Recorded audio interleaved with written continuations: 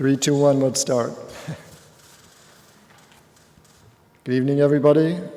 My name is Al Miller, and I'm the chairman of the Darien 2020 Bicentennial Committee. I'm also presenting is Maggie McIntyre. She's the executive director of the Darien Historical Society, and she's also the vice chairman of the 2020 committee as well, Bicentennial Committee. And Susan Marks is the executive coordinator of the 2020 Bicentennial Committee, and she's also a first selectman here in Darien. We're glad you could join us at this public forum to hear about the town's plans for the 200th birthday celebration coming up next year. Tonight, we're going to tell you first a little bit about the town's official committee, its missions and its goals, and then we'll briefly discuss some early history of the town and exactly what happened in the year 1820, 200 years ago, that we'll be celebrating. And then we'll get into some official projects and events. All of these projects and events are in the works, so not everything is totally final. We're still hashing out some details on them. And finally, we'll tell you some ways you too can help to ensure 2020 is a great memorial birthday party for this town. So first, the mission and goals. Last year, there were several organizations in town that kind of got together, especially the Darien Historical Society, to discuss plans for the town's bicentennial celebrations. We started to toss around ideas, and we looked back to what other neighboring communities did. We actually went to Wilton. Wilton celebrated their 200th birthday a few years ago. We got with their planners. We also got with some archives that the Historical Society has. 50 years ago, the town of Darien celebrated their 150th anniversary. And so we tried to glean some ideas from what those two organizations did. And we're replicating some of the stuff that we did 50 years ago. Then, early part of this year, 2019, both the committee members and town officials determined that in order to increase the participation and awareness, we really needed to form a committee, a town committee. And that's what happened. And we are a formal committee. We're under the auspices of the town, and we're officially under the auspices of Monuments and Ceremonies Commission. Early on, we came up with a mission statement for the town's birthday, and that you can see here. We want to educate, honor, and especially celebrate next year. And then we have some goals as well. We're tasked to build a volunteer base to oversee special projects and all the events of 2020, and I'll be speaking about those, and also to raise funds to help achieve these goals, and also to communicate with the community in case they wanted to have some plans for next year as well. I'm going to turn this over to Maggie. She's going to talk exactly what happened in 1820 and why we're celebrating it. Hello. Thank you so much for coming. So we've been getting a lot of questions about why 1820 is Darien's bicentennial year. People are a little confused. They're saying, weren't people here before 1820? And the answer is most definitely yes. So there's a lot of dates floating around that you might see on monuments or even official documents. But you have to look very closely at the wording, settled and established. So in the 1640s, a group of families from Wethersfield first settled Stamford. And about a couple generations later, in the 1680s, they started moving out to what was then kind of a frontier land.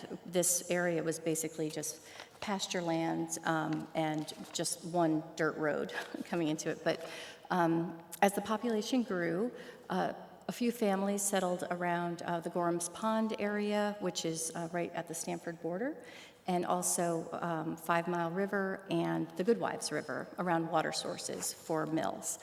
And so eventually this a community started to form, And then again, a couple generations later, in around 1736, there was a really bad winter, and a lot of people died from pneumonia from walking 10 miles one direction to attend services in Stamford.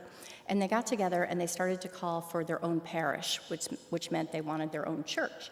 And in 1737, that you'll see right here, the colonial legislature granted this area a new parish, a new society. But there were still some issues with the Stamford parish, and finally it wasn't until the 1740s that the parish was able to call this man, Moses Mather, to lead their church. And he was just 19 years old at that time, a teacher at Yale College, and so that's the 1730s date. And then fast forward, during the Revolutionary War, this town became even more of a tight-knit community based on the hardships that they went through. And so then after the Revolutionary War, when things settled down, there was this man, Thaddeus Bell, who fought for the town's independence from Stamford, and he was finally successful after several petitions to the legislature. He was finally successful in 1820. We were established as a new town of Darien. And so for purposes of this celebration, we're really lucky because Thaddeus actually straddles two very important periods of our early history.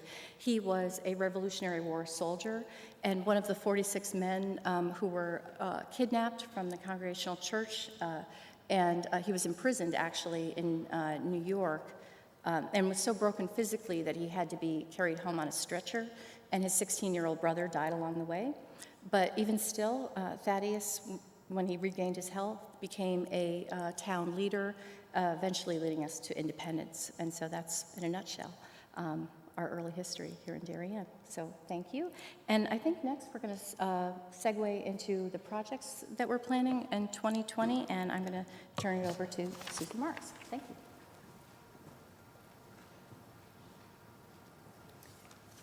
Thank you, Maggie, and thank you, Al, and welcome everyone, and hello out there in TV land. Hopefully you're all going to learn quite a bit this evening. So basically, the goals of the committee can be separated into two categories. One is projects and one is events. And first I'm going to talk about 2020 projects, and then we can go into the events.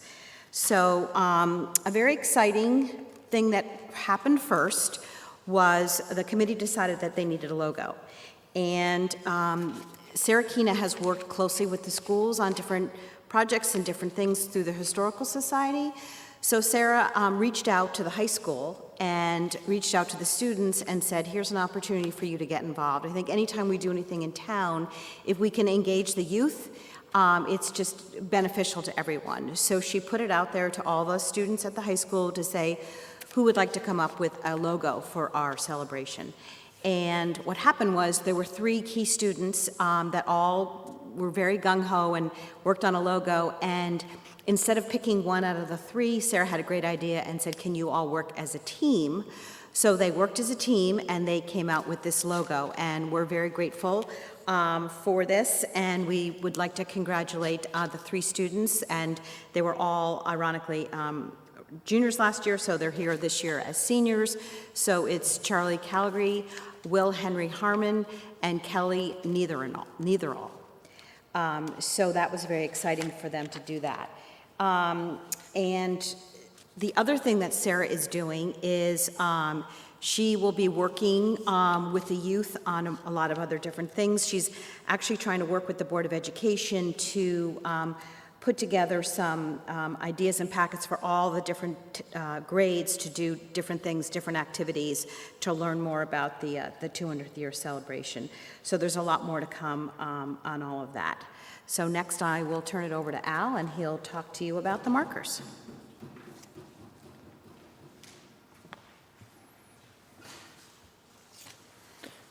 So another one of our projects are historical markers. So what you see here is something, shot that was taken from Sherwood Island Beach, or Sherwood Beach in Westport. They have Connecticut Art Walk. These markers are throughout Connecticut celebrating some of the sites for art, but also I've seen them in Wilton, as well as I took a trip up to Canada this year, and I saw them in Montreal and Quebec City and Fort Ticonderoga. There's none here in Darien, so we went and tried to pick out some sites, really important historical sites in Darien, and doing some of the research. I didn't know hardly any of this stuff, and it's just fascinating. So we picked out a few sites. This is a work in progress. These sites aren't definite. We may add or subtract to them. We are looking for funding from one philanthropic group, but these are just some of the sites that I think really deserve designation in this town, and right now they aren't designated. So the first one is Thaddeus Bell Grave Site. This is on Slauson Cemetery. It's on Hanson Road. It's close to Weeburn.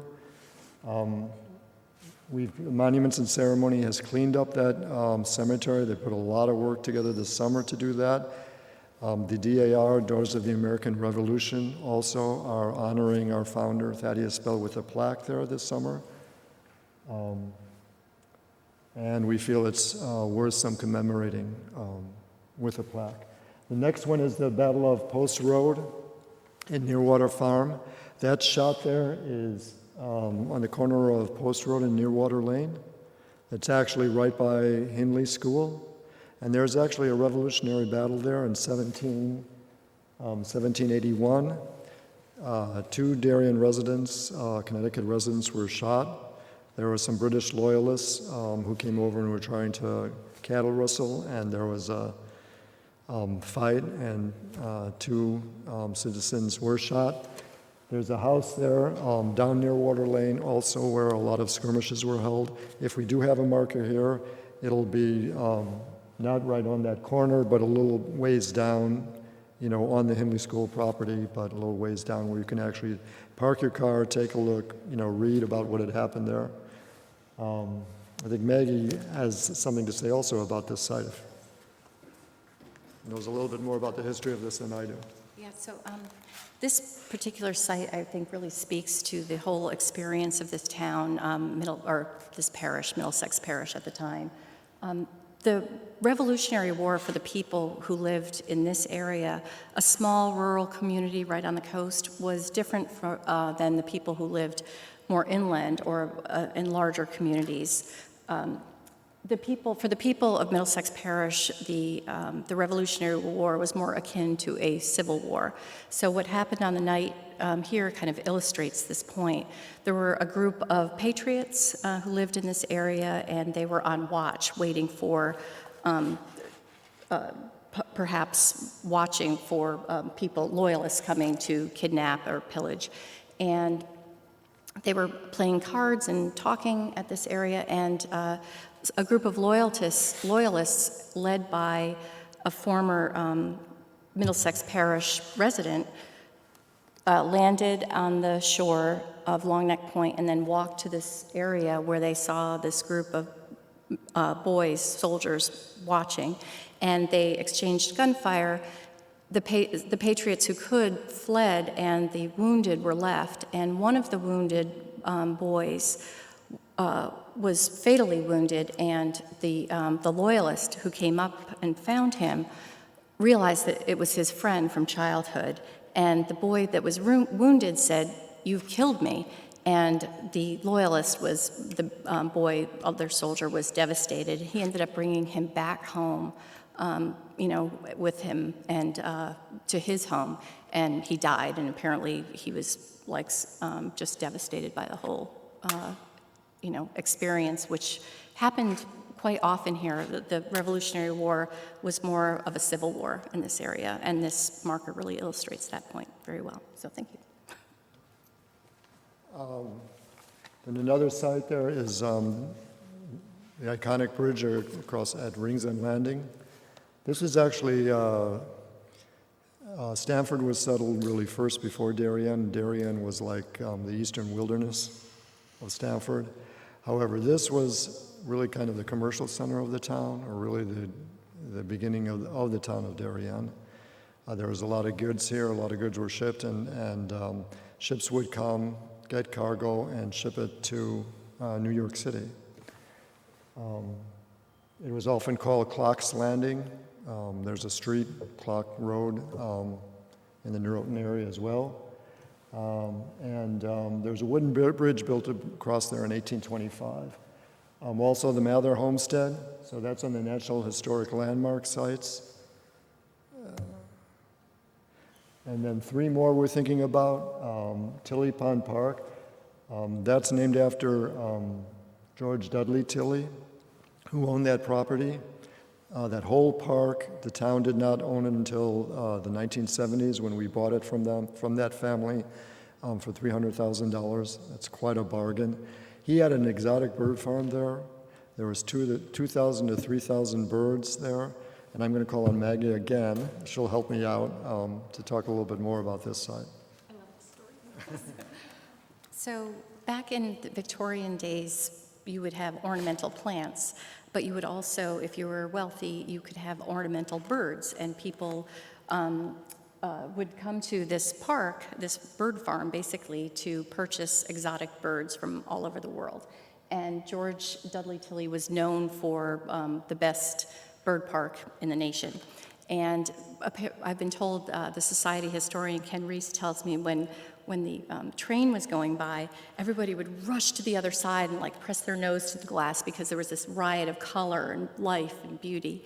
And the other story from this park is that there was one particular bird who had a nickname that escapes me, was about waist high, and every day would walk down to a pharmacy and beg for ice cream, and it would kind of squawk like a dog for some reason, and became a well-beloved kind of a bird here in town. So that's the story of Tilley Pond. I love that story. Nobody tells it better than Maggie. Thank you. Then two more sites we're thinking about. One is the Nerodin River Cemetery. This is right by Giovanni's. It's on the same side of the road, Post Road. It's right across the parking lot from Giovanni's. You go walking in that cemetery, this one we cleaned up as well. It is amazing, the markers you'll see there, the gravestones you'll see there. I just wrote some of the names. Waterbury, the town of Waterbury was named after them. Weed, Holmes, Bishop, Howe, Clock, Schofield. If you've ever wondered what some of the town streets and some of the town parks are named after, it's amazing. You can just walk in that cemetery and see, the graves of our forefathers. There's actually 6 colonial war veterans there. Those are pre-Revolutionary War veterans, French and Indian Wars and other wars. So there's 6 pre-Revolutionary War veterans and 10 actually Revolutionary War veterans that are marked there. Pretty fascinating. And then the last one is the Bates Schofield House. I hope everybody, if you haven't visited that museum, to go visit it. That's the home of the Darien Historical Society right now. And now for the fun part. We're going to tell you a little bit the official 2020 events that we're planning to mark this special year in a memorable way. The first is the opening ceremony. So you'll notice these murals, they're flanking the screen to the right and left there. It tells the story of the abduction of Mather with about 40 parishioners of the Congregational Church, and they kidnapped them and took them to New York. Half of them died. Thaddeus Bell, like Maggie said, was one of them. He managed to come back, but he was carried on a stretcher back to the town, was very sick, and about 30 or 40 years later, he was instrumental in having this town of Darien. So we're going to have some music there. There'll be an invocation. We're we're inviting all the Governor Lamont, but as well as all the federal and state representatives. And we also have a keynote speaker. I'm very, very happy to say that Scott Pelley, he's a Darien resident. I think everybody knows who he is. He was a 60 Minutes correspondent, a former CBS News anchor, and also he has a new book that was just out, which is entitled Truth Worth Telling. So he's going to be our keynote speaker. We're very excited about that. After that, that's going to be followed by a VIP event at the Darien Historical Society, possibly a champagne toast and possibly some book signing by Mr. Pele. The next event is the Weed Beach Festival. That's an annual event at Weed Beach, and we're going to be a big part of it this year. A couple of things that were planned, some music. We may do a birthday cake float, not like that one. That's 375 that we got off the internet. But if you're around in 175 years from now, maybe you can see a float like that. We may have a Thaddeus Bell lookalike. There may be a trivia contest, lots of things for kids to do. Possibly a birthday cake, cupcake decorating contest. So lots of fun things. But after that, the next week, is a more solemn event. So this is actually the 200th year anniversary, the actual date of when the town of Darien was incorporated. That's June 12th at 6 o'clock on Slauson Cemetery on Hanson Road. That's his actual gravestone, which you can see there. That's his picture. We may have a fife and drum. Of course, our Jamie will give a speech, and we will be asking the faith community to ring the bells. This is something that they did 50 years ago, and we'd like to make this a 50-year tradition.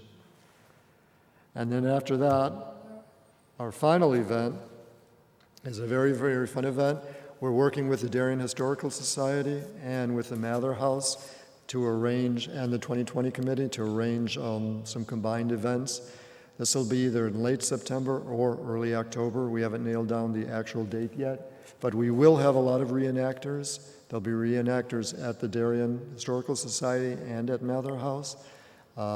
We may be planning a big event, kind of a skirmish that they may reenact, which is going to be great fun. Lots of stuff for the kids to do, lots of crafts and things, colonial times, and for the kids to do, lots of food. It should be a great event. And I think I'm going to bring Maggie up again to talk about something that you're going to be seeing at a lot of these events.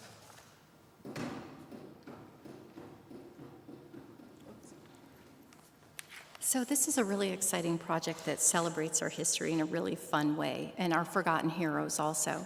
As I mentioned, the Revolutionary War was very different for the people of Middlesex Parish, and there were certain mariners. So Long Island Sound was kind of the I-95 of its day. There were a lot of mariners. When the Revolutionary War started, mariners could get a privateer license, which allowed them to harass British shipping, and then they would get kind of a cut. But they soon became our heroes here in this community because they would wait in the waters and head off raiders coming from directly across the Sound from Long Island, where there was a hotbed of Tory activity directly across from Long Neck Point.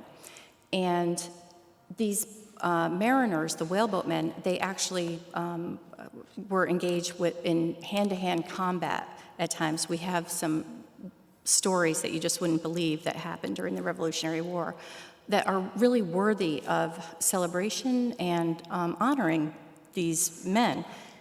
Well, then fast forward to 1976 and the Bicentennial of the Nation, and the Historical Society under the leadership of David Sinclair and Patricia Wall, they came up with this idea to have the whole community get involved in building a whaleboat to honor our forgotten heroes. And every weekend, a group of men got together at Ziegler's farm estate and constructed this 24-foot whaleboat, and everybody got involved with it. The kids from high school crafted the oars in woodshop class, and Middlesex middle school kids sewed the sails. And eventually, another historical society, we shared these whaleboat plans with a historical society in Long Island, and they had races and reenactments, and it was really great. Eventually, this boat was donated to the the Maritime Aquarium, and a couple years ago, we were looking to see what happened to this boat because we wanted to bring it back maybe for an exhibit, a special exhibit or something. So we called the Maritime Center, and they said, well, actually, we need to deassess this boat because of some construction project that's happening, and don't you own it, and would you like it back? And so we said, yes. So we're in the process. The Darien Foundation has given us a very generous grant, allowing us to refurbish the boat, and you'll be seeing it at different locations. We're envisioning it to be a traveling exhibit with possibly reenactors, education volunteers, to teach people in this town and also the surrounding region about our forgotten heroes, the Whaleboat men. So watch for the Whaleboat Middlesex, because it'll be showing up a lot. Thank you. Oh, so I'm turning it back over to you. Okay, thanks. Thank you, Maggie. So I get the job of discussing how you can get involved, how you can help us. What we've tried to do is give a run-through of what's going on so far. You've heard about the 4 great events that we're putting on. As we go out and talk to more and more people in town, we're getting some feedback of other ideas that people have, and this is all great. We're all volunteers here, so we're welcoming all hands on deck. Right now, we are looking for a person that can help us with social media. That's one of our needs as of today. But if any of the events look like something that you'd like to get involved in, we're welcoming everyone, all ages. Today, Al and I did this presentation, and someone had a great idea to start interviewing seniors that have lived in town for a long time. So there's going to be a lot more things that are added on, so we can use a lot more volunteers. We have a list going, and if you have a special skill, please let us know that. But if you just want to be a general volunteer, that's great too. So you can go ahead and you can email us if you want to do that, and our email is info.darien2020@gmail.com. So you're probably all wondering, how are we going to put all this on? So we are looking for donations. The town has put some money into the town budget for this. Last year they had put in $5,000, and this year they've put in $15,000. We basically have a budget of about $75,000. And you're probably wondering, well, where's $75,000 going? So we've laid out all the different events, and we've put a budget together, publicity, getting the word out. We have to hire some police at some of the events to make it safe. We have to buy some different materials for everything. We are going to be, back to Sarakina for a minute, the youth are really excited about some merchandising. We're going to have some hats, we're going to have some t-shirts. So we'll purchase those and then we'll sell them, and that will also help offset all of our costs. So that's part of it. We also have a team that will be going out for corporate sponsors, local businesses, and then, of course, any of you out there that might want to donate, we certainly will take checks on for you. So right now the town does not have the ability to do any online donating, but you are certainly welcome to get that old-fashioned checkbook out if you still have it around, and you can just write a check out to the town of Darien, and you can mail it to 2 Renshaw Road, Darien, Connecticut, and put on the envelope, attention 2020 Bicentennial, and then in the memo part, you can add 2020 to that. So you can become an official sponsor of the Bicentennial. And then the last part that I'm going to talk about is how your organization might be able to get involved. So we also know that there's a lot of nonprofits out there. You may want to use our logo. Just get in touch with us. We have a few questions for you, and then we'd love to have you help us promote with the logo. We also, on the town website, we have a section for the whole Bicentennial, and we're happy to promote your events and get the word out. As again, we're just starting a lot of all this, so we're looking for as much feedback as possible. But we do definitely want you to keep us posted as to anything. I learned today that the depot is turning 30 in 2020, so I'm sure there's a lot of birthday celebrations out there. Stay in touch with us. I gave you our email. The website is through the town. We are on social media, although, like I said, we're looking for someone to to help us be in touch with everything as far as social media is concerned. We are always looking for ideas, things that you think might improve what's going on, but we're really looking forward to having the whole town help us celebrate all these great things, all ages. So now, in closing, I will hand it back over to Maggie.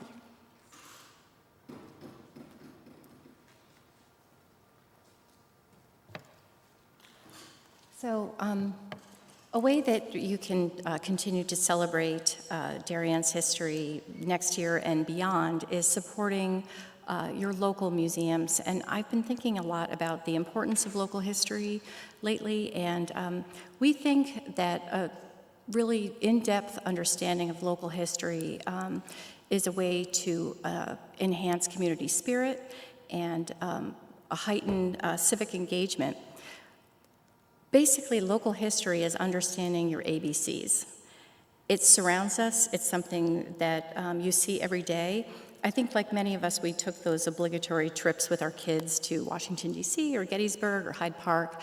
But here in town, we have such an amazing, rich heritage and history to share with our kids, to really get them jazzed up about history, not just once a year, or not just a year, but all the time, to really increase their connection to their hometown.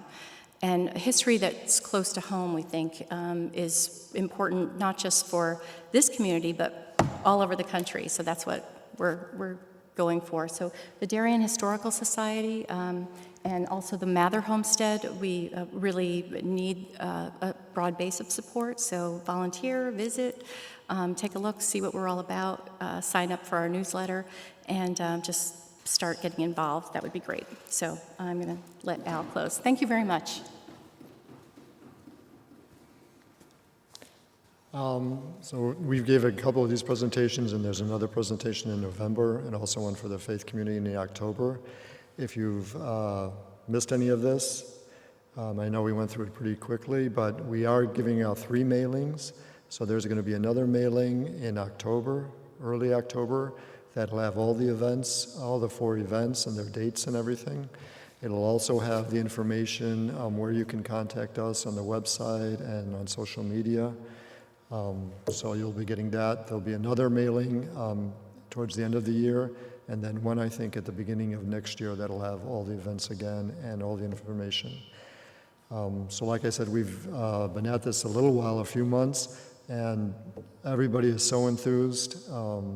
Some corporations, a lot of individuals, people on the town, and of course all the volunteers on the committee. They've done a lot of great work so far. I'd just like to thank everybody for what they've done. Is there any questions or comments?